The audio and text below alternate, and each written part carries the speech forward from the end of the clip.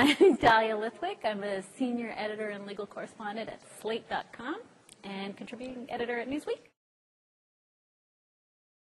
I just think that you get the energy of hearing what progressives really think, and you get the sense of, I think that the media world that we live in so mutes this voice, at least it mutes it for me, and certainly on the issues that I care about, on the judiciary and on the court, to hear people who are like, well, of course the Roberts Court is really conservative. Of course it's moved the country to the right. Believe it or not, that's not out there in the discourse. It's not out there even in the mainstream discourse. And so for me to sort of have this check of, oh, right, I'm not living in some fantasy land where I think the Roberts Court is really quite dramatically shifted to the right, it's just incredibly reaffirming that, okay, people do know this. They do get this. It's important to them, too.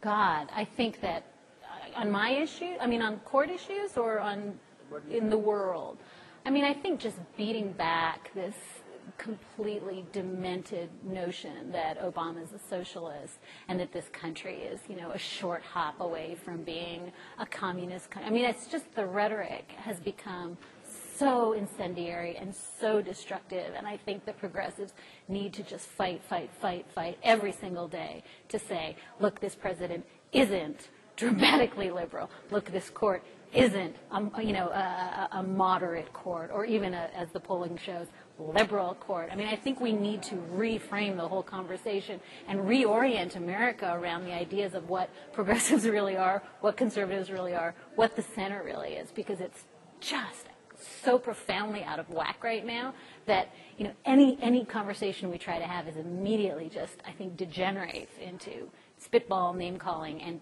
cartoon. My favorite blog. Well, that's not fair. For my purposes, the blog that I read most is SCOTUS blog, which is Tom Goldstein's blog about the Supreme Court. I just think it is the go-to blog for all things Supreme Court, from opinions to oral argument to gaming the Kagan nomination. For my purposes, for what I do in my little world, it's you know, really is full service station. I'm very, very into a cooking blog, but that's not the question you're really asking me. Okay.